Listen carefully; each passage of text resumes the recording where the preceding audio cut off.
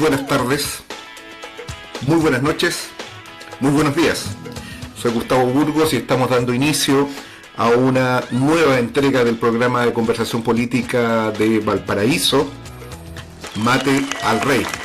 La primera edición del año 2022, después de un programa especial que tuve el honor de hacer con nuestro querido director, con el que cerramos un poco el periodo de las fiestas entre Pascua y Año Nuevo, y tuvimos la oportunidad también de conversar, ¿no?, en un ambiente un tanto más distendido con Sergio. ¿Cómo ha estado, Sergio, después de toda esa vida social intensa en este periodo? Bastante bien, licenciado. Creo que tuvimos lo del ambiente distendido se debió a que no había los constantes conflictos que se producen al interior del programa con algunos de los invitados, y no fue necesario empezar a parar gente, a decirles que se había terminado el tiempo y todo eso, que es lo que nos sirvió para llevar a cabo ese... Sí, eso es cierto. Veo que está todo el equipo titular, licenciado. Tenemos actualmente un equipo titular. Hay una máxima del fútbol que a mí me la enseñó Santibáñez, en realidad, que es que equipo que gana repite. Usted lo debe conocer, esa expresión. Perfecto, por supuesto. Claro. El guatón grande. Exactamente, probablemente uno de los más grandes directores técnicos de la historia, Orlando Santibáñez, a quien yo aprovecho. Orlando se llamaba, ¿no? Luis Orlando Santibáñez, quien probablemente uno de los más grandes técnicos de fútbol de la historia, no tanto por sus resultados, sino por la manera de interpretar el espíritu nacional, Sergio, ¿no? Ese juego... Él venía de una escuela que trató de implantar una escuela similar a la de Bilardo en Chile. Es posible. Pero un Bilardo sin Grondona no es nada. Exactamente. Y ese fue el problema, el obstáculo, el límite con el que se enfrentó constantemente Don Luis Santibáñez. Don Luis Santibáñez, y muy probablemente ese espíritu resultadista, ¿no?, es que probablemente se proyectó después de la década del 90 y hasta nuestros días. Esta idea de que, aunque no gane el candidato uno, se puede impedir que gane un candidato que a uno no le guste. Lo importante es el resultado, Sergio. A Luis Santibáñez se lo llevó hasta las semifinales. No se gana nunca, sí, pero se puede avanzar. Sí, se juega hacia el lado siempre, se tira, se abusa con el tiempo, y siempre con la calculadora y mirando el reloj, ¿no? Y dándole el pase al arquero. Exactamente, bueno. Así es. Sergio, usted ya lo ha anticipado, vamos a alterar el orden de presentación porque ha sido duramente criticado por esto. Además, las redes sociales también han reclamado por este hecho, ¿eh? Tenemos algunos severos censores en la plataforma de YouTube respecto a la manera como se está haciendo el programa. Se están revelando algunas contradicciones, algunos hechos que a lo mejor no han sido tan felices, ataques también algunos de carácter un tanto más personal, pero siempre dentro del terreno de lo político. Eso es lo bonito, Sergio. Creo que hemos logrado transmitir ese espíritu republicano, ese aire republicano que se respira en este programa, y también eso lo hemos logrado comunicar a muchos de nuestros críticos, de nuestros comentaristas en la plataforma de YouTube. Así que partimos en esta oportunidad de una forma absolutamente extraordinaria, y saludamos al compañero, al expreso político, al militante del Movimiento Patriótico Manuel Rodríguez, quien está además con su micrófono apagado, Marco Riquelme. Marco, ¿qué tal, Marco? Mucho gusto, muchas gracias. Está muy bueno empezar el año con un programa que nos despedimos los mismos que estamos acá el año pasado, así que muy contento y muchas gracias. Muy bien.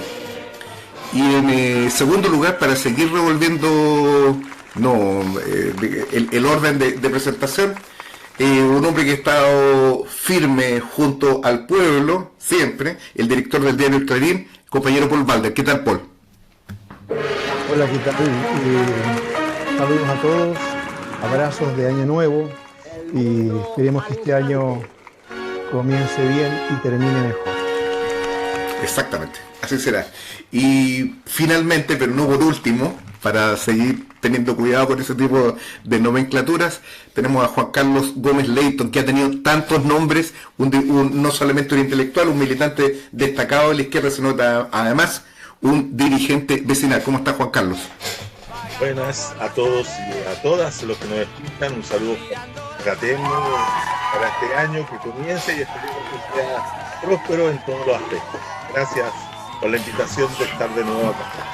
Muy bien, la verdad que tenemos un espíritu un tanto festivo, porque el programa anterior lo hicimos salió el mismo día de la elección, lo grabamos el día 18 de diciembre, e hicimos un pronóstico en el programa, un pronóstico que se cumplió en líneas generales. Nosotros hicimos el supuesto de que Boric había ganado y tratamos en general de analizar la situación política desde el punto de vista de que los hechos iban a ocurrir de esa naturaleza.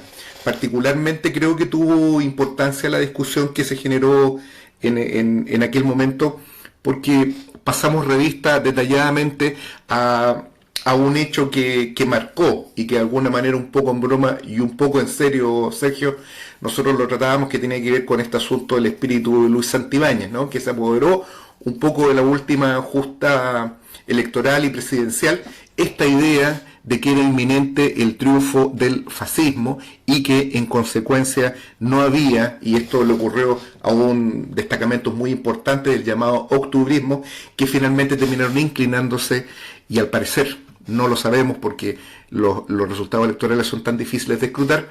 Eso tuvo una relevancia en un voto de 1 millón adicional, que fue que a la postre le dio un triunfo bastante holgado al candidato del referente Apruebo Dignidad. Yo quiero resaltar esto porque creo que mucha de la discusión de dicho programa tuvo mucho sentido después del triunfo de Boric, y había algunas cosas que obviamente nosotros no podíamos saber y que de alguna forma se han venido verificando desde el propio 19 de diciembre, que son distintas situaciones y sobre las cuales yo quisiera poner énfasis solamente en una, que es el discurso a través del cual Boric se presenta frente a una multitud que estaba reunida en el centro de Santiago, una multitud que no está ubicada en Plaza Dignidad, está ubicada unas cuadras más hacia el centro. Entiendo que en la esquina de Santa Rosa y Alameda, que es donde se dispuso efectivamente el escenario en el que el electo presidente Gabriel Boric saludó este triunfo con un discurso muy parecido al de Elwin, un discurso en el que resaltaron dos cosas. En primer lugar, esta invitación que hace el propio Kast a asumir tareas políticas, no de gobierno, pero a asumir parte de las tareas que su gobierno se ha propuesto. Y en un segundo lugar, una bastante tosuda negativa a invocar algo que tenemos visto tratar especialmente en este programa, cuál es especialmente la situación de los presos políticos. Boric no lo trató en ese momento. Es más, la única respuesta que dio, los reclamos populares y de gente que estaba movilizada en ese mismo acto, llegaban inclusive a los micrófonos que se difundían a nivel nacional, y él dio una respuesta que sigue siendo bastante anodina, y esta idea de que él había hablado con las familias. Por cierto, no indicó para qué había hablado con las familias, ¿no? Y lo más importante, al hablar con las familias, él pareciera que está sugiriendo de que el problema de los presos políticos es un problema que solamente resulta atingente al entorno familiar de aquellos que están presos y no se trataría en consecuencia de presos políticos. Esto, para ir cerrando, quedó de manera bastante clara, graficada con dos hechos. El primero, una cierta polémica que hubo entre Vallejo, Jackson y el propio Boric sobre las primeras medidas que se iban a tomar en relación con esto. Ya está claro de que no va a haber un indulto por parte del presidente de la República. Él ya lo ha anunciado, que no se van a indultar saqueadores, aquellos que hayan agredido personas o hayan promovido incendios. Esto abarca la totalidad de los presos políticos llamados de la revuelta. Y por otro lado, la medida que el gobierno ha propuesto es una medida bastante extraña, que es el de retirar la medida las querellas por ley de seguridad interior del Estado. Si bien es cierto, estas pueden tener algún efecto secundario en el desarrollo de los procesos, no hay ningún caso de algún preso político que lo esté en razón de la ley de seguridad interior del Estado, que es una acción que su titularidad o su ejercicio le corresponde exclusivamente al gobierno, y en consecuencia al retirarlo podría tener un efecto determinante en el curso de las investigaciones sobre estos hechos, pero no hay ningún preso político, al menos en la actualidad y desde el periodo de la dictadura, que lo esté por ley de seguridad interior del Estado, de tal manera que cuando desde el comando de Boric, desde la moneda chica, se está afirmando de que esta es la medida que se va a tomar, se está dejando todo en manos en la práctica del Congreso. Y esto significa fundamentalmente que la ley de indulto general, que está a un paso de verse frustrado desde el momento que sus impulsores no tienen los 25 votos en el Senado, estaría dejando exclusivamente como último resorte jurídico para la libertad de los compañeros presos políticos un indulto particular por parte del propio presidente de la República, que es algo que siempre va a estar vigente. La falta de idoneidad de esta, la absoluta idoneidad de esta acción tiene que ver con la posibilidad de que el presidente de la República asuma esta responsabilidad política, que es la de liberar a estos activistas que de manera prácticamente completa formaban parte de aquellos gloriosos destacamentos que vimos nacer a partir del 18 de octubre, que son aquellos de la primera línea. Sigo desordenando un poco los órdenes y sin que tenga que ver con la presentación, le doy la palabra a Juan Carlos Gómez para que se expida, digamos, sobre este tema, digamos, que probablemente es aquello de los más candentes en estos días, con un cierto letargo, Juan Carlos, es cierto. Sí, bueno, hay que partir de la base de que estamos entrando en un nuevo periodo de cambio político o de, como yo lo he llamado en un escrito reciente, de transición política. Y hay que entender la transición política de una manera distinta, tal vez, de cómo se entendió la transición anterior. La transición anterior, a que me refiero, que del paso de la dictadura del régimen autoritario al régimen democrático protegido, fue más bien una institucionalización de un régimen que se había establecido en la Constitución Política de 1980, que es la democracia protegida. Hoy día estaríamos entrando en una transición nueva en la cual se está saliendo del régimen de democracia protegida hacia un régimen de democracia tal vez más plena, liberal, representativa, mucho más sustantiva, con una serie de elementos nuevos que podrían cerrar el ciclo, porque se debe cerrar el ciclo de la Constitución Política de 1980 reformada en el 2005. Entonces eso coloca de un punto de vista el triunfo de Boric en una perspectiva diferente. Si los temas que hoy día, o mejor dicho, del 19 de diciembre o 20 de diciembre hasta la fecha se han ido desarrollando en esta dinámica de fin de año, uno podría decir que todavía no entramos en ese periodo de transición. Todavía estamos en una situación difícil y compleja que tiene que ver con lo último que tú señalabas con respecto a la posibilidad de un indulto hacia los presos políticos, porque puede ser que esa situación sea definida en este Congreso, en el Congreso que tenemos actualmente, en el actual Parlamento, o se pueda hacer en marzo con el nuevo Parlamento.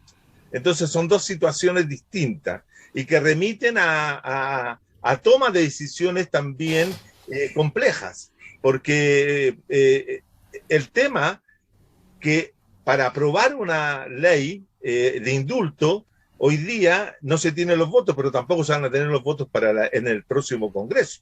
O sea que no hay una imposibilidad para poder salir de esa situación, y eso se puede transformar en una trampa político-constitucional, institucional, ¿cierto?, al nuevo gobierno, en la cual tenga su primera fricción fuerte con el mundo votante de que ingresó en ese 1.250.000 personas que ingresaron a votar en la última elección y que votaron por Boric, y que son esencialmente gente del mundo popular, vinculados muchos de ellos activamente con los sectores que están hoy día presos, ¿no? Entonces, en ese sentido, ahí hay una fricción que se va a tocar. Eso es por un lado, ese es un primer problema. El otro problema que se ha ido configurando son estas nuevas medidas que el gobierno de Piñera ha ido tomando, por ejemplo, con respecto al tema del litio, como el tema de la asignación a estas pensiones universales, que también ponen palitos, por decirlo de alguna forma, ponen algún problema al nuevo gobierno en el momento de partida, ¿no? En esta transición, que no es una transición a la que me refiero, sino que al traspaso de gobierno. En ese sentido, ahí hay un problema que tiene que ser resuelto. Y yo creo que ahí no he visto yo al presidente ni a la gente que lo rodea con la fuerza suficiente para frenar aquello e impulsar una situación de decir, no, esto lo resolvemos nosotros. El otro día escuchamos al señor que está a cargo del plan económico de Boric, y en ningún momento, ¿cierto?, él se refirió en Mentiras Verdaderas, por ejemplo, a plantearse que se iban a terminar la AFP.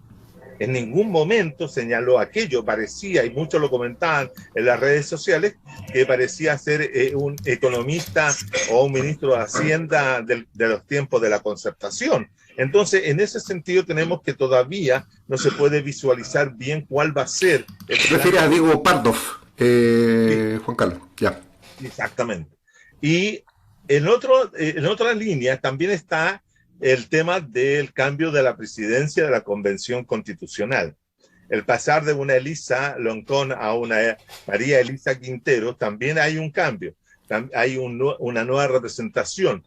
Hay una nueva concepción de que puede ser que los independientes puedan tomar a través de Elisa Quintero una conducción importante, darle una nueva potencia a la Constitución. Lo mismo pasa con el vicepresidente, aunque yo tengo más dudas con el vicepresidente de venir de los sectores de los independientes no neutrales por su carácter más concertacionista, más procapitalista, menos progresista que la misma María Elisa Quintero. Entonces hay toda una serie de situaciones nuevas que nos lleva a preguntarnos hasta qué punto estamos entrando en ese proceso de transición que yo anunciaba, esta necesaria transición de régimen político. No estoy hablando del traspaso de un gobierno a otro, estoy hablando de la necesidad del cambio de régimen y que comiencen a estructurarse nuevas instituciones y estas nuevas instituciones puedan tener una nueva marcha en el país y que puedan provocar un cambio de correlación de fuerzas sustantivas. Es necesario, y creo que eso es lo que hay que salir a poner en primer lugar, que es necesario provocar esa transición para que cuando se apruebe la nueva constitución, se apruebe con la idea de que las autoridades electas en el 21 de noviembre, como tengan que poner sus cargos a disposición para que rijan las nuevas instituciones. No podríamos seguir gobernados por instituciones que fueron establecidas en la Constitución de 1980, porque eso puede dar continuidad y eso hay que hacerle una ruptura. Si el gobierno de Boric no hace esa ruptura, si no hace ese quiebre, si no implementa esa situación, vamos a tener una continuidad de régimen. Y ahí vamos a ver cómo se va a deslegar de ese régimen los sectores más radicales que votaron por Boric porque no querían, por supuesto, a Kast. Votaron por Boric porque no querían el fascismo como se había transmitido. Aunque yo no me creo ese asunto del fascismo como se ha sido proyectado ya. Pero el asunto era el pinochetismo o la forma que podía presentarse. Pero ese grupo le va a cobrar la cuenta a Boric. Y Boric no tiene una plataforma social, no electoral, social muy dura que pueda soportar una arremetida como una nueva irrupción, una nueva revuelta, en dimensiones tal vez distintas que la anterior, pero sí, hoy día Boris tiene, o el gobierno de Boris tendría serios problemas si no implementa esta transición que es necesaria, porque la única forma de salir del pinochetismo no es impedir que gane un candidato de ese sector, sino terminar con la estructura. Este es el elemento, terminar con la estructura social, política y económica y cultural que fue instalada por la dictadura de Pinochet.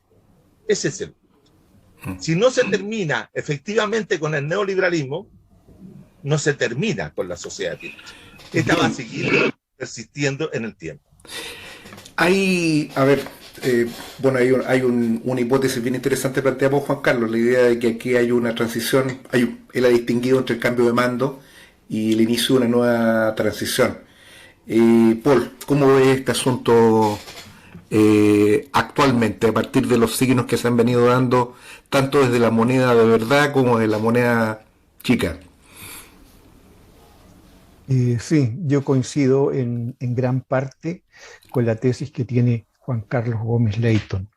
Creo que efectivamente aquí hay un proceso que se inició el 2019 y ese proceso ha podido solventar distintos obstáculos y otras coyunturas que le han sido muy desfavorables, principalmente dado por la pandemia y por el mismo gobierno y por la represión, el gobierno actual, quiero decir.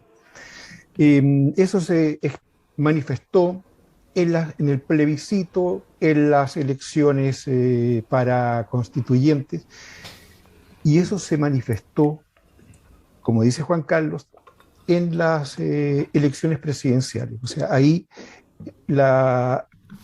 ese millón de votos de sectores populares movilizados, sectores que tienen su base de inspiración política en octubre del 2019, está ahí presente, se hizo presente. Por lo mismo yo creo que esos votos no son regalados, ¿no? Es un préstamo que necesita una respuesta, ¿no? Se sabe claramente cuál es eso. Entonces, aquí este es un gobierno, o sea, que tampoco tiene como ha dicho Juan Carlos, un apoyo social importante. No tiene una capacidad tampoco tiene una capacidad política, de trabajo político, de gestión política. Elecciones para la mesa de la Convención Constitucional, pero ese es un tema que podríamos tocar después, ¿no? Entonces, frente a eso, o sea, también vemos que en estos momentos, con las redes sociales tan activas, un gobierno puede subir, estar en las nubes y al día siguiente puede estar en el suelo, ¿no? En pocos meses estar en el suelo. Y todas estas personas, toda esta masa votante que tiene su lugar natural de actividad en la calle, en las organizaciones sociales, en los territorios, le puede quitar perfectamente el apoyo. Y Boris, desde una esperanza, puede ser un obstáculo, pasar a ser un obstáculo para las reivindicaciones y las demandas que ya están en el aire, están bien planteadas. Ahora, dentro de esta escena, ¿no? Entonces, por eso yo creo que eso que plantea Juan Carlos de la transición es así. Creo que estamos en ese proceso de la transición, de una transición iniciada hace un par de años atrás. ¿Durará 30 años, Paul, esa transición? Yo creo que esa transición tiene que ser, digamos, consolidada, no como transición, tendría que acabar, ¿no? con la nueva Constitución. Y lo que vimos esta semana, como tú mismo has dicho, es interesante. Es interesante la fuerza que se expresó en las elecciones para la mesa de la Convención Constitucional. Es decir, los partidos políticos dieron un espectáculo bastante lamentable insistiendo en figuras que no tenían ningún consenso, ningún apoyo popular. Los movimientos distintos, los escaños reservados. En el fondo hablemos de independientes, ¿no? Una gran variedad de independientes que en el fondo su inspiración más importante tiene que ver con el activismo y tiene que ver con el movimiento de octubre, ¿no? A grandes rasgos, a grandes rasgos. Y eso yo creo que es mayoría, son más de 100, se han calculado por ahí 115, 110 más o menos que podrían ser, con todos los matices reales y posibles. Es decir, y ellos dieron la pelea hasta el final y lograron demostrar una gran capacidad de gestión política interna, digamos, de cómo negociar y cómo poner a su candidato, a su candidata, que la verdad que pocos la conocíamos, ¿no? Pero ha resultado ser una persona en este momento que no creo que defraude a sus bases de apoyo que están en el movimiento popular. Entonces, eso también, eso es una señal importantísima, yo creo que tiene que recoger este gobierno, y que si no trabaja con eso, la verdad que las cosas van a salir mal, ¿no? Van a salir mal. Por último, quisiera hacer también un comentario, lo que tú planteaste sobre los presos de la revuelta. Efectivamente, eso está muy complicada la situación en el Congreso. Ahora tal vez con el futuro Congreso, como está bastante revuelto, ¿no? Aunque han dicho que hay bloques, pero tal vez no van a haber dos bloques como teníamos la experiencia hasta ahora.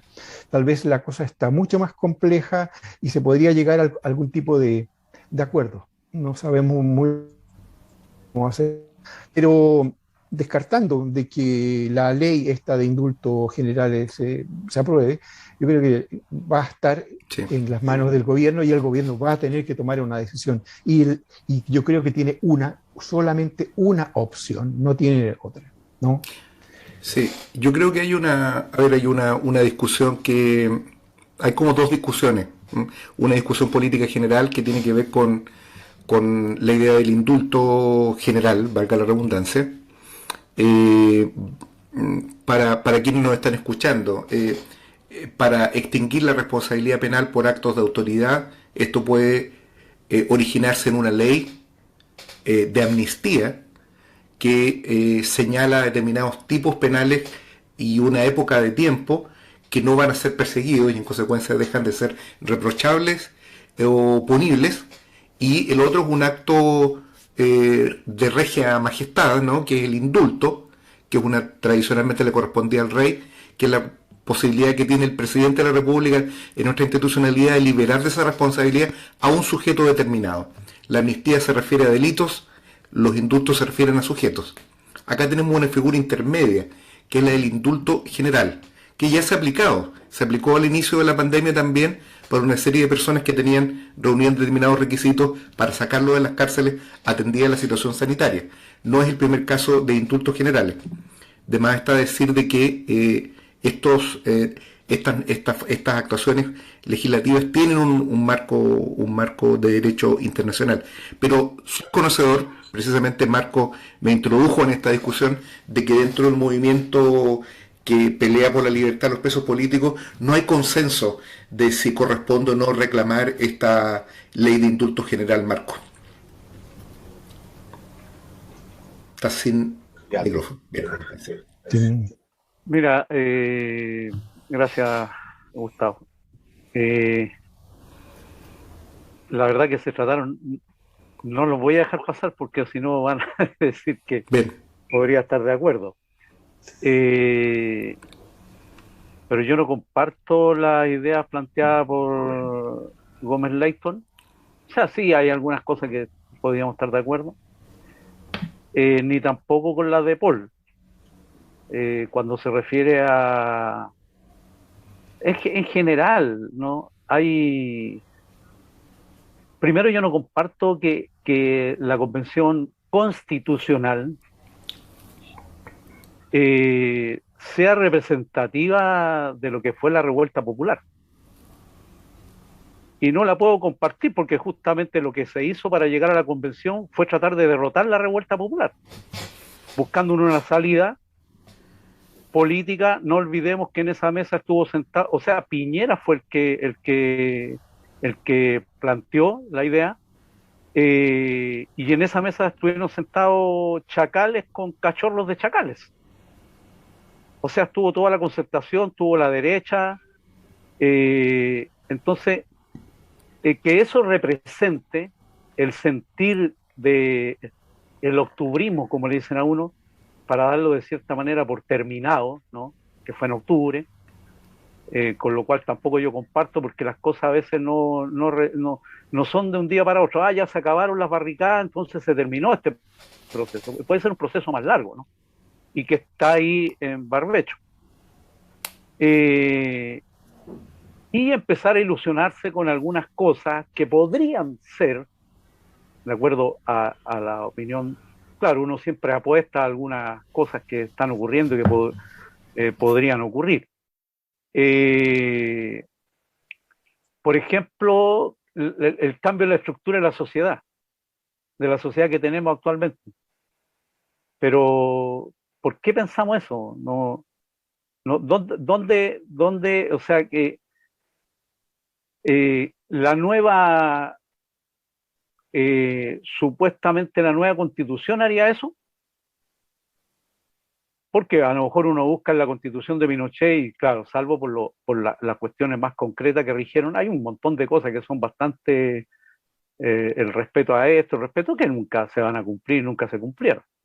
Pero bueno, yo a veces pienso, y yo creo que no, solamente lo digo muy rápidamente, porque el tema que a mí más me interesa es el tema de las presas y los presos. A veces como que entramos en una nube donde a nosotros nos gusta ser espectadores de lo que está ocurriendo, lo que están haciendo otros. Por ejemplo, para muchos fue una cuestión tremendamente y profundamente democrática, lo que ocurrió en la Convención Constitucional para elegir el segundo mandato de presidenta y vicepresidente y vicepresidencia adjunta.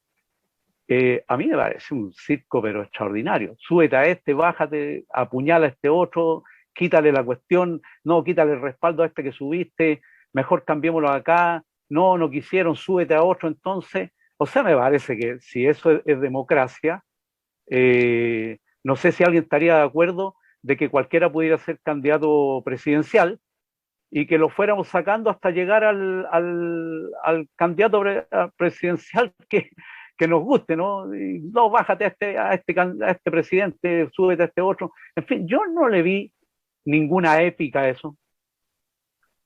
Y por el contrario tampoco, bueno, debo señalar que yo no estoy de acuerdo con la Convención Constitucional. Sí estábamos en la idea de una asamblea constituyente, que ya estamos claros, y yo sé que ustedes mejor que yo porque saben más, no es asamblea constituyente.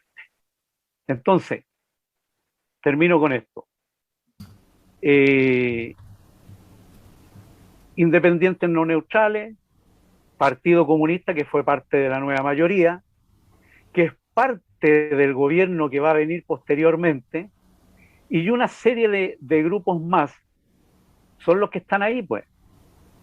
Y cuando se habla de que hay más representación popular, también, o sea, claro, cada cual tendríamos, por eso yo digo que hay que dejarlo para otro programa, tendríamos que traer la presencia popular, porque no basta con decir, no, yo soy más popular, o yo me dedico al medio ambiente, por lo tanto soy más popular. No eso. ¿Ah? Que algún convencional que representa a los pueblos originarios diga, no, esta es la representación de los pueblos originarios y del mundo popular, no significa que sea el representante de los pueblos originarios y del mundo popular. Ya sabemos ya la opinión que tienen muchos mapuches respecto a Elisa Loncón y la gente que participa en la Convención Constitucional. Bueno, Yo creo que el tema de la prisión política es un tema muy importante y hasta cierto punto para nosotros apasionante, porque la prisión política ha existido siempre y va a seguir existiendo. O sea, van a haber presos políticos lo más probable en el gobierno que viene a continuación, porque hay muchos, y ya vemos muchos, que no vamos a resistir a la implementación de las políticas que pretende el gobierno de Boric. Yo creo, por lo tanto, que van a seguir existiendo presos políticos. Aquí se ha tratado, incluso se ha tratado la idea de hacer una distinción y a nosotros nos trae el recuerdo rápidamente de lo que fue el término de la dictadura cuando algunos estábamos presos. Por suerte me arranqué antes del 11 de marzo, pero ya se hablaba de hacer la división en el tema. O sea, aquellos presos políticos y aquellos que hubiesen participado en hechos de sangre. A los hechos de sangre ahora le podemos colocarle quema de supermercado. Iglesia. ¿Ah? Iglesia. ¿Perdón? Iglesia, o podemos colocarle, ¿no? Hacemos la distinción. Ya, estos son los quemones y estos no son los quemones, ¿no? Por lo tanto, nosotros respaldamos la necesidad del uso de la fuerza, no nos hagamos tampoco. O sea, igual cuando algunos personeros durante la dictadura para callados respaldaban las acciones que desarrollábamos alguna gente que hacíamos uso de la fuerza y de las armas, ¿no?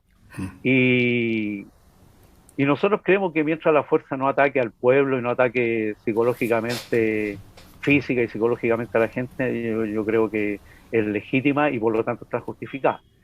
Digo, no sé, voy a agrandar un poco la imagen porque no sé cuánto tiempo llevo. 5 minutos. Tiene que ir cerrando ya. Sí. Sí, ya. Lo paré ahí porque estaba saliendo humo del cronómetro. Me imaginé.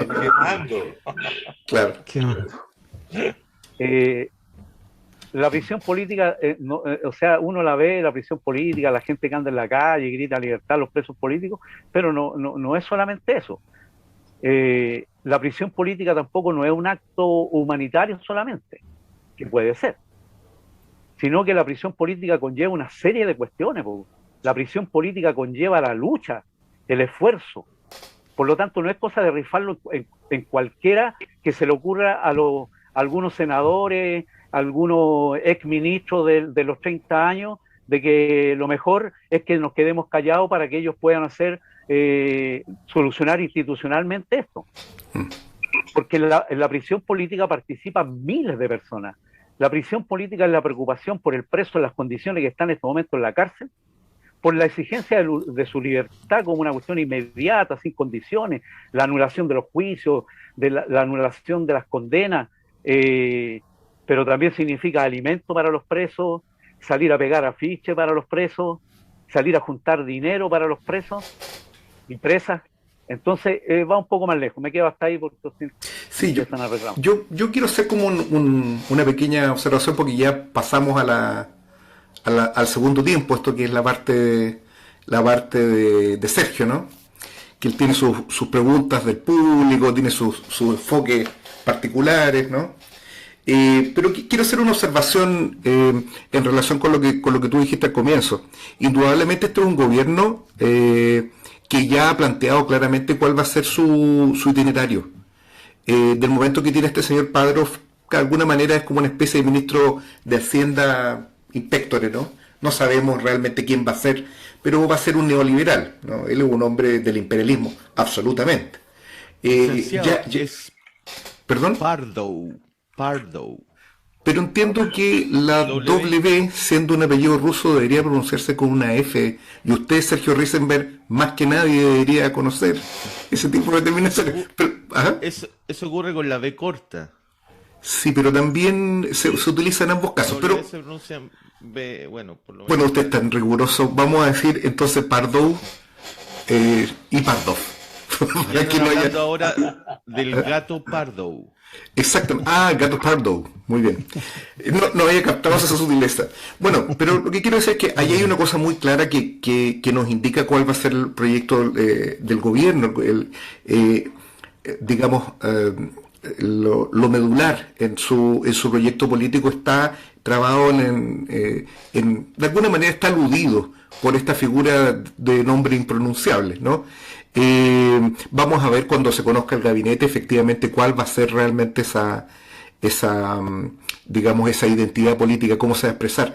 Pero no cabe duda, y esto no solamente lo dicen gente de oposición al actual gobierno, sino también lo dice también gente de derecha, de que es muy difícil de que, de acuerdo a los propios proyectos que ha presentado Apruebo Dignidad, sea posible, por ejemplo, poner fin a la AFP durante el gobierno de Boric. Entonces, si nosotros empezamos a desgajar cada uno de los planteamientos programáticos centrales de este proyecto, que es el que sustenta el gobierno de Boric, observamos que en realidad es, de alguna forma, va a estar centrado exclusivamente en el papel de la convención. Y yo coincido, digamos, en la idea de que la convención es el nervio de este proceso, y esa convención tiene de todo menos de democrática. La convención precisamente es la expresión orgánica política del acuerdo por la paz, y precisamente lo que apunta es a la preservación del régimen. Yo creo, y con esto termino, de que hay iniciativas muy valiosas de muchos compañeros que están con esta idea se llama Iniciativa Popular de Norma, ese es el nombre que tiene, la denominación. Se juntan 15.000 firmas para distintas cosas, qué sé yo. En general, este tipo de prácticas me parecen bien del momento que permiten discutir en sectores más amplios ideas políticas. Eso es correcto. Lo que me parece incorrecto es que muchos, por ejemplo, Noma FP o los rescoldos que quedan de Noma FP y otras corrientes estén llamando, el propio MIT, por ejemplo, están llamando a promover este tipo de iniciativas, pero no advierten a quienes firman de que estas iniciativas formalmente no tienen ningún efecto práctico, porque estas iniciativas llegan al escritorio de una comisión de la convención y ésta decidirá si incorporarla o no incorporarlo. No tiene el carácter de aquellas iniciativas populares de ley que devenían, digamos, en una imposición democrática sobre algún órgano colegiado, como por ejemplo ocurrió en su momento en Uruguay. Acá no existe absolutamente nada que se le parezca. Esto tiene más bien un carácter decorativo. Sergio, para ir cerrando también el programa, yo sé que usted tiene preguntas y distintas dudas y conflictos personales en relación con esto. Probablemente veo por su gesto de que es así. ¿Vamos a pasar a cartas amarillas, sí o no? A mí no me quedó claro. El señor Marcos Riquelme habló largamente, eso hay que subrayarlo. Sin embargo, el público espera. El público quedó a la espera de saber cuáles eran las contradicciones que habían dentro del movimiento que se encuentra luchando o organizando esta campaña por la libertad de los presos políticos.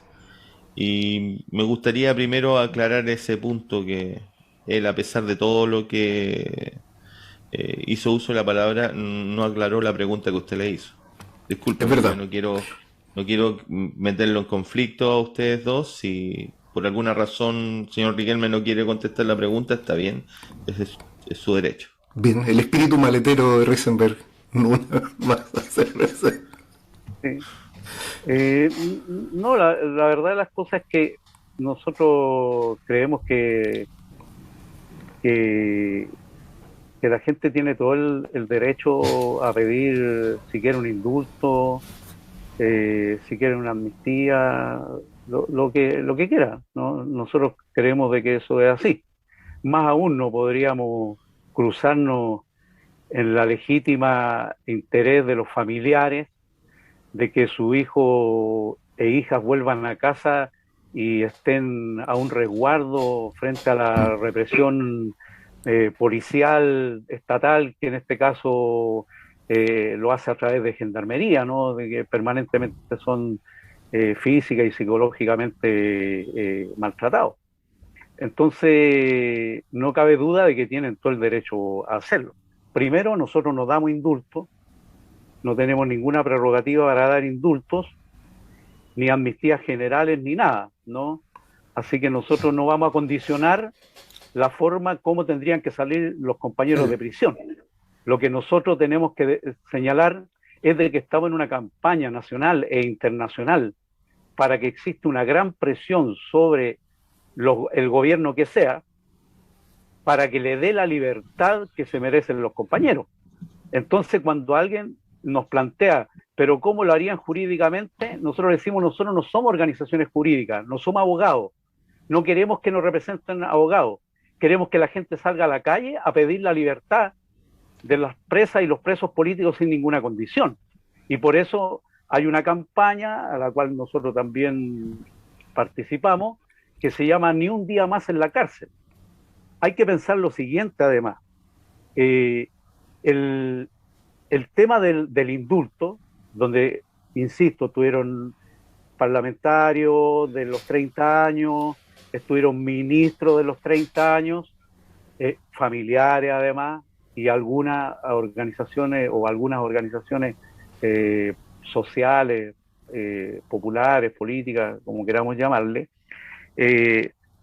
no es de hace 2 meses, o sea, de cuando se empezó a correr esto, la idea de plantearlo, llevamos más de 1 año y medio, o aproximadamente 1 año y medio. Entonces,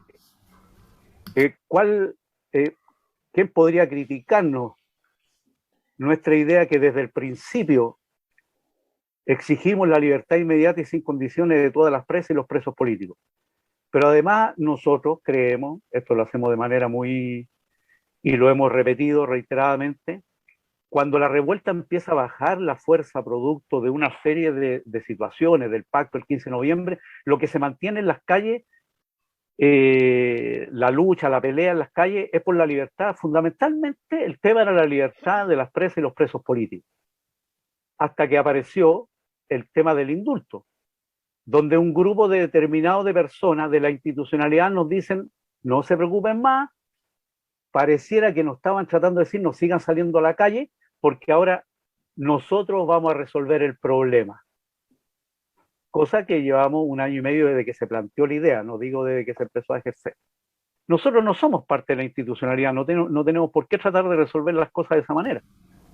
Entonces, en ese sentido, nosotros estamos levantando una campaña nacional e internacional de libertad por todas las presas y los presos políticos, las cuales han tenido harta adherencia y que el día martes vamos a dar a conocer.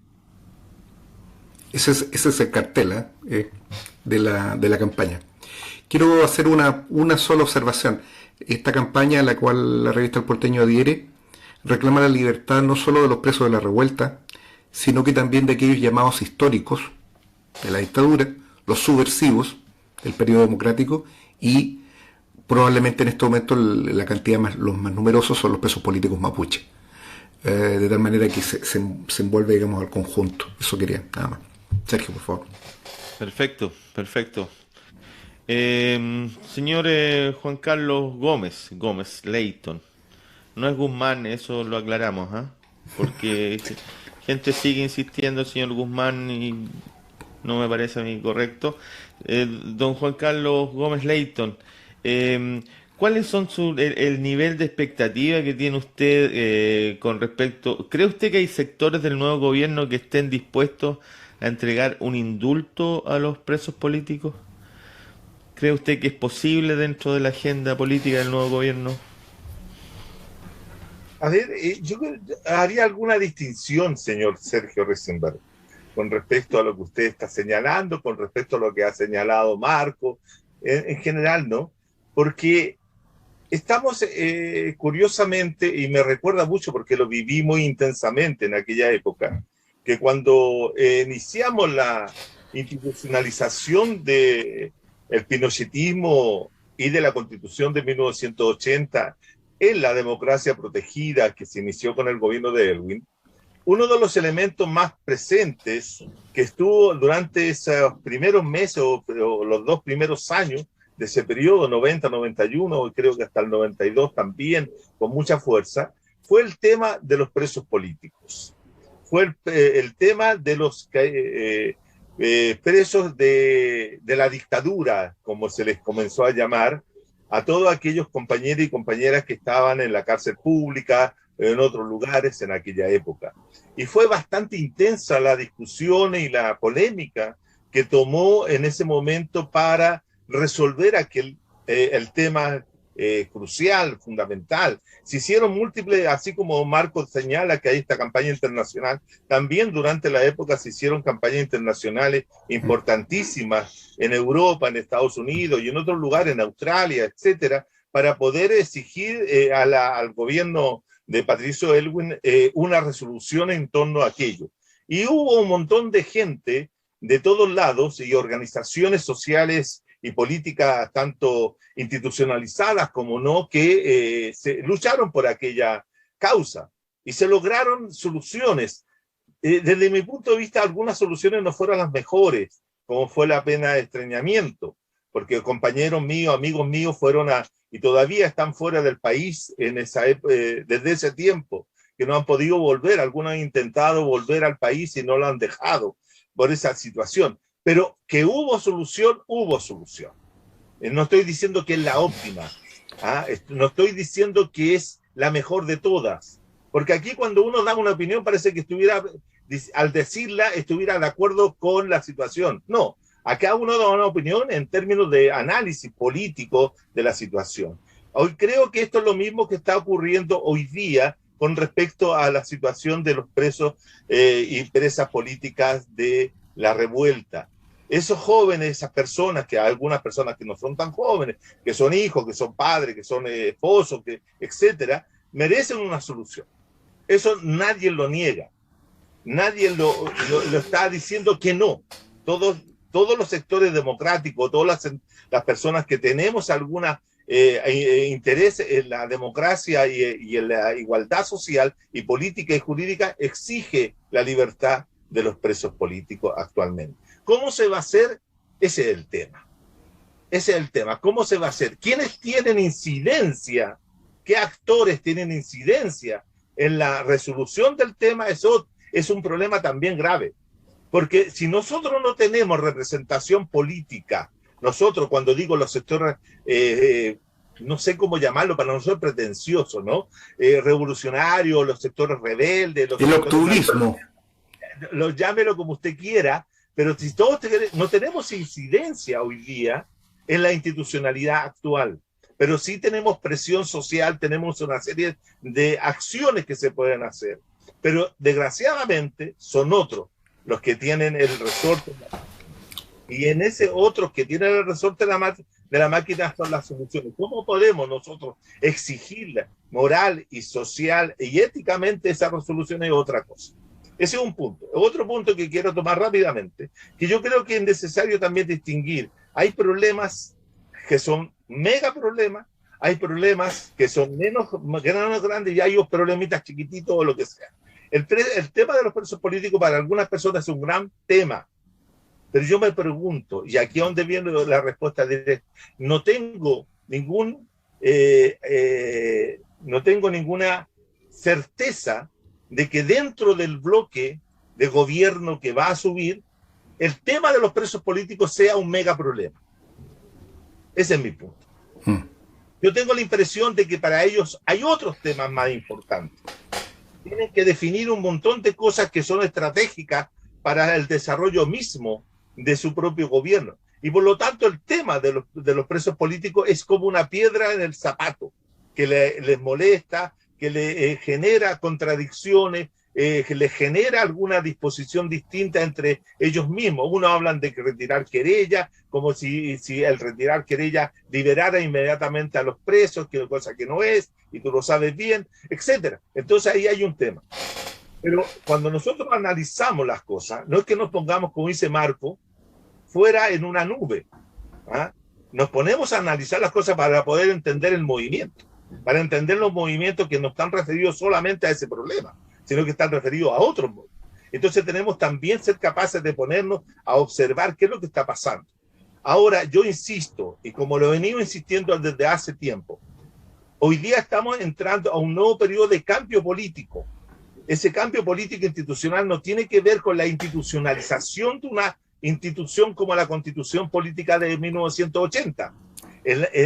ahora estamos en la posibilidad de tener una constitución que yo no creo que se va a ser ni socialista, ni popular, ni va a ser nacional populista.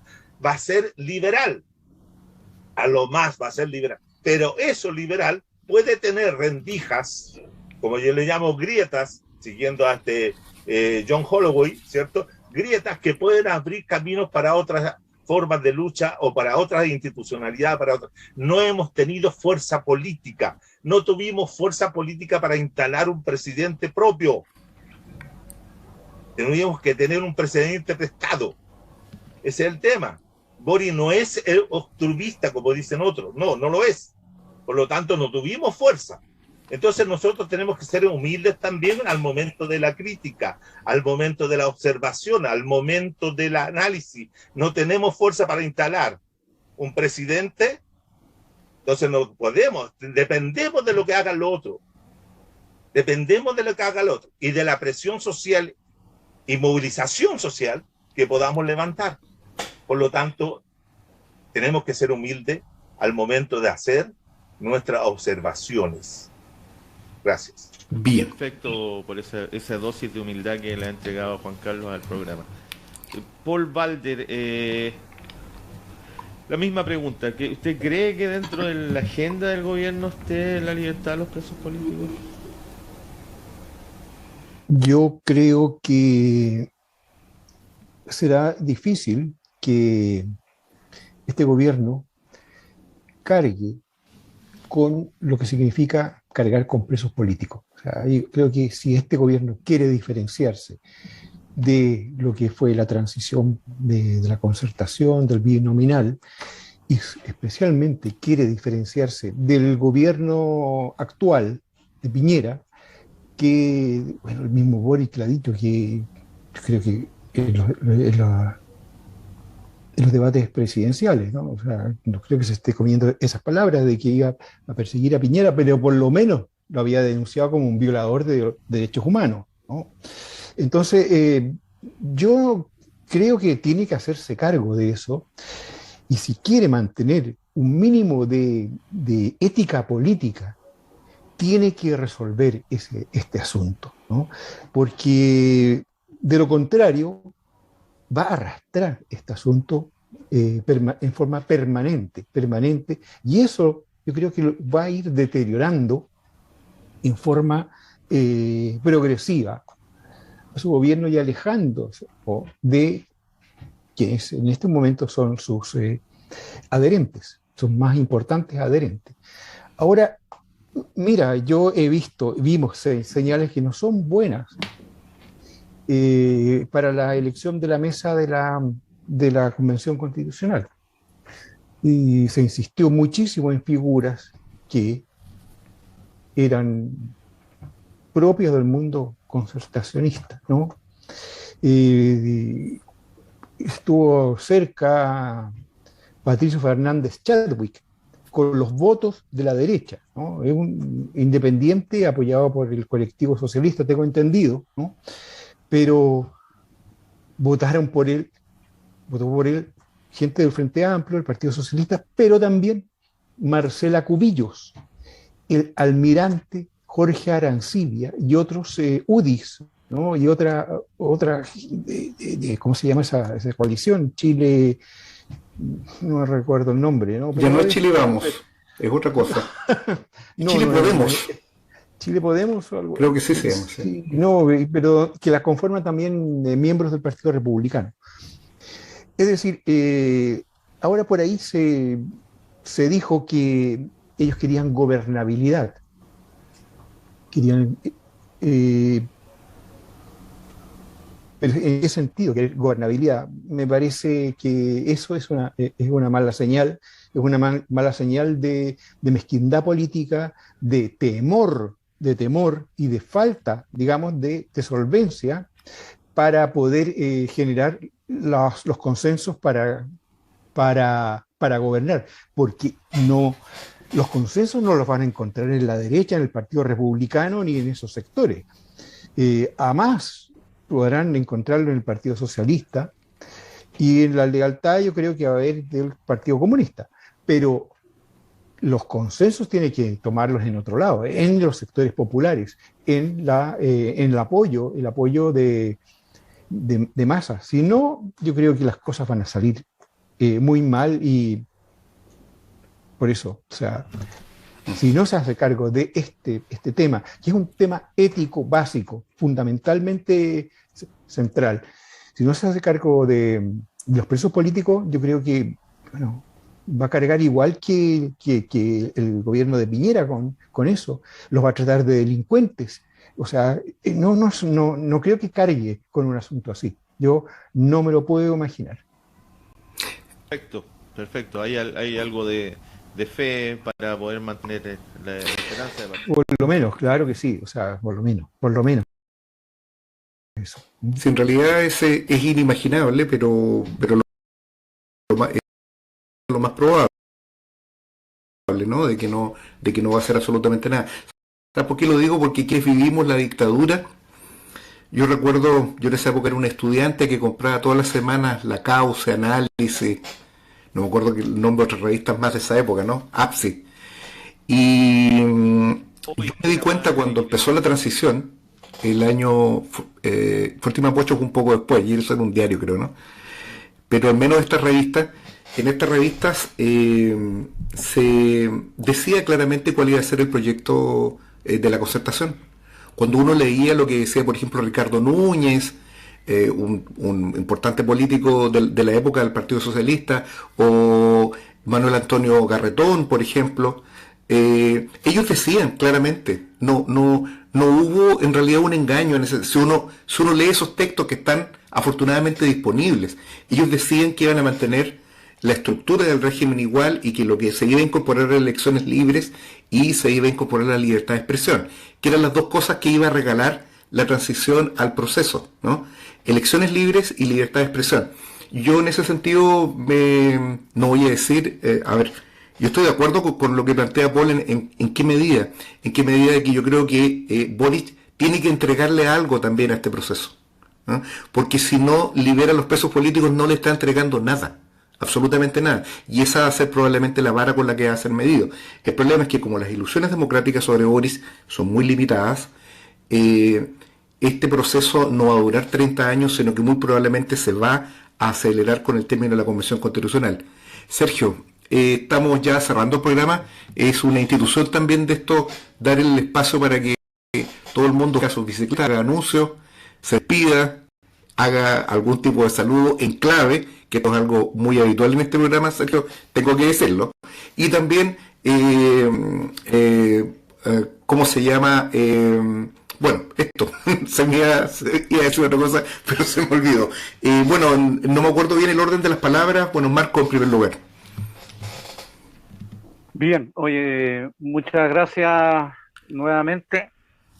Me gustó más el programa para poder discutir y pelear, así que porque eso hace bien, ¿no?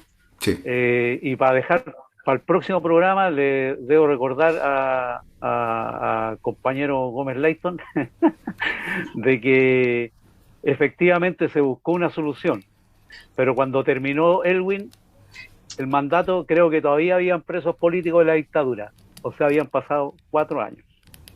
Entonces, pero para que lo dejemos para otra, sí, para otra vez. Tú eres leyes cumplido ahí, ¿no? Esa fue la base. Y además indultos.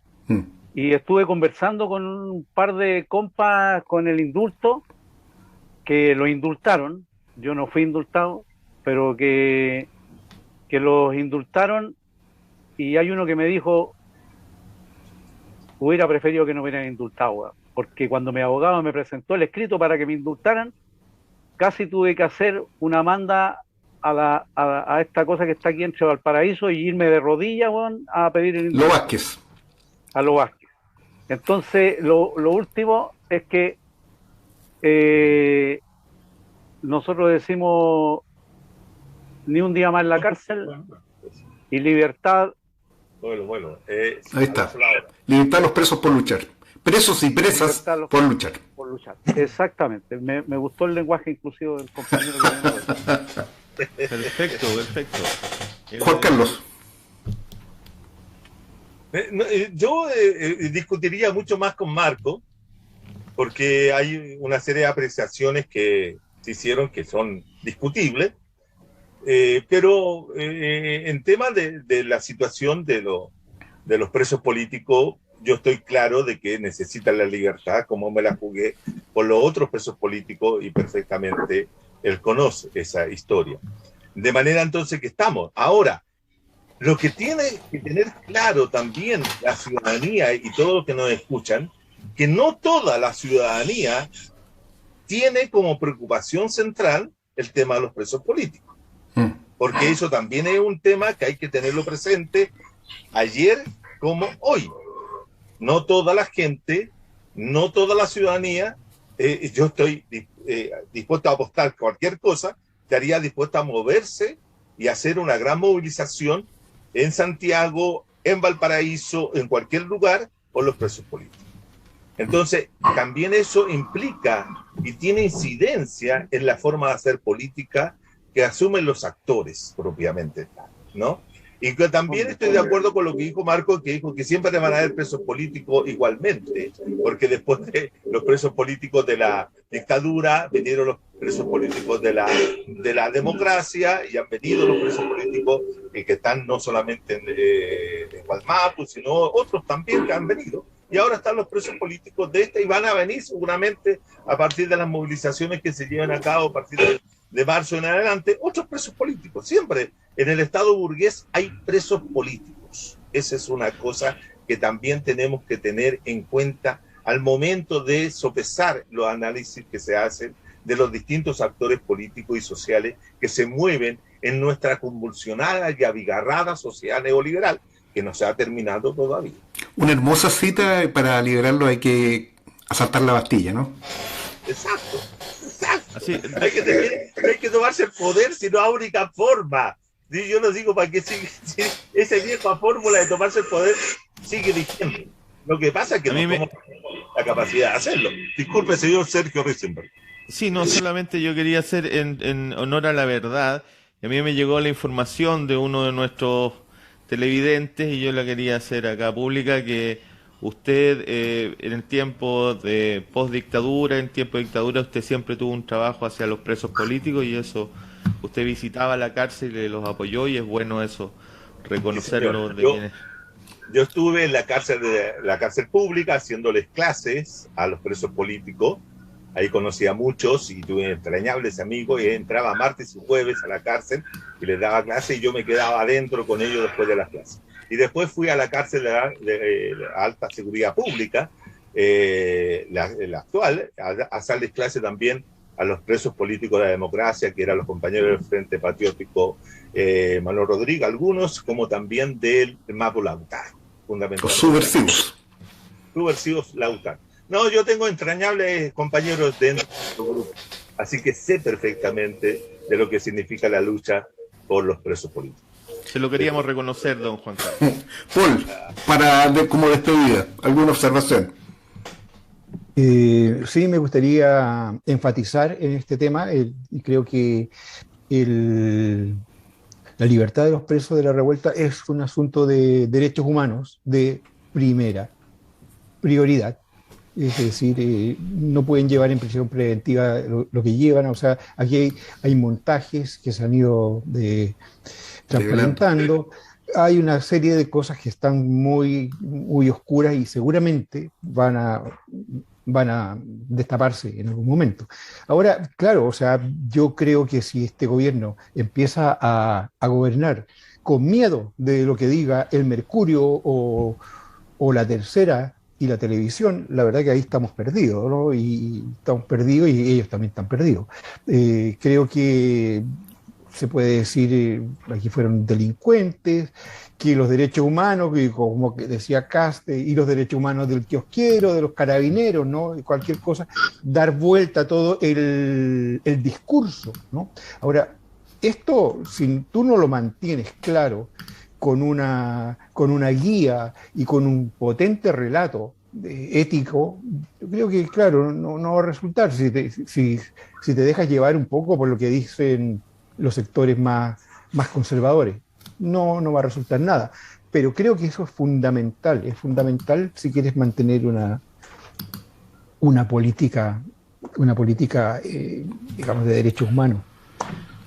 Bien, bueno, como... Para que le tengan miedo al Mate el Rey. Exactamente, bueno, eso es lo que quería decir, Juan Carlos. Este programa se pone al servicio de la campaña por la liberación de las presas y de los presos políticos, de los históricos, de los subversivos, de los mapuches y de los presos de la revuelta. Creemos que es una exigencia política fundamental en estos momentos y muy probablemente se va a transformar en uno de los centros neurálgicos de lucha y de unificación. Uno de los grandes problemas, que yo creo que lo apuntaba muy bien Juan Carlos, es que tras la elección de Boric, naturalmente en los procesos electorales golpean mucho sobre las organizaciones de base, sobre las organizaciones de izquierda, sobre las organizaciones populares, las dividen, generan expectativas. En general, el régimen burgués y las elecciones representativas precisamente persiguen eso, que la burguesía retome su control sobre el movimiento social. Durante el año que recién pasó, hacíamos un cálculo en el programa que tuvimos con Sergio, hubo 11 elecciones, se eligieron, en algunos lugares se eligió, creo que se llegaron a emitir hasta 12 votos. Esto es un bombardeo democratizante que solamente es comparable durante la Segunda Guerra Mundial al bombardeo del que fue objeto la ciudad de Dresden, ¿no?, por parte de la aviación aliada, que de esa ciudad no quedó absolutamente nada, y muy probablemente el movimiento popular ahora ha sido bombardeado de la misma manera, y eso es algo de lo que nosotros nos tenemos que hacer cargo. Y por cierto, esto no es algo fatal, sino que lo único que hace es configurar un nuevo territorio dentro del cual se va a dar la lucha de aquí en más, de tal manera que no hay nada, ni el gobierno tiene la suerte clavada, ni tampoco existen algún signo que diga que invariablemente los explotados van a tener que seguir sometiéndose a este infortunio. La perspectiva revolucionaria y la perspectiva de la organización popular es algo que sigue absolutamente vigente y tiene precisamente como gran fortaleza la capacidad de resolver radicalmente los conflictos que ocasionan el conjunto de la sociedad, tanto en Chile como en el mundo, el orden capitalista. Bueno, dejamos hasta acá el programa, Sergio. El próximo tenemos invitados especiales que los vamos a mantener en secreto. Vamos a tratar seguramente de manera más detallada y con algún experto cuyo nombre me permito dar, que vamos a tener como un invitado a Felipe Portales, un columnista bastante conocido en los medios y quien nos va a acompañar precisamente en la discusión sobre esto. Él en particular ha sido un detractor de esta quórum contramayoritario de los 2/3, ha sido uno de los centros sobre los cuales él ha disparado de manera bastante inclemente, y va a ser interesante conocer su opinión sobre qué interpretación podemos darle a esto que está ocurriendo en este segundo tiempo, Sergio, de la Convención Constitucional, ¿no? Así que... Yo solamente, antes de terminar el programa, quería informarle al público que hemos en la idea, en la misma línea del programa de formar parte de la lucha por la libertad de los presos políticos. Los muchachos que están haciendo acá la práctica me dijeron en forma de broma, eso pensé yo, que ellos querían hacer un video de inicio, lo hicieron, va a aparecer en este programa, y al mismo tiempo abrimos el espacio para que los televidentes que quieran desarrollar videos de apoyo a la causa de la libertad de los presos políticos los manden. Acá vamos a agregarle la música y los logos del programa y los vamos a hacer parte de esta campaña que está llevando a cabo Mate al Rey. Listo. Nos vemos entonces el próximo fin de semana. Seguimos matando al rey y nos vemos. Chao. Chao, chao.